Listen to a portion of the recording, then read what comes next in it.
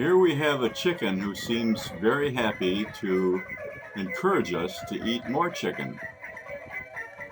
Doesn't make a lot of sense to me, but let's go find out what's going on in there. Okay, I have plucked this little beauty, and now we can see what's going on underneath all the stuff. Notice the wings are just long springs.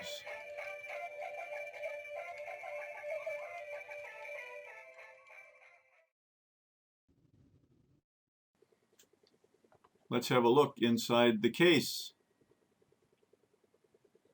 Speaker wires are often a limiting factor, so I think we'll get out the trusty snips and make short order of those wires. All right, now we can have an unfettered look at the goodies inside here. Notice it's the standard situation with a round disc attached to the motor shaft, and the disc has got an offset linkage attachment, turning rotary motion into lateral motion.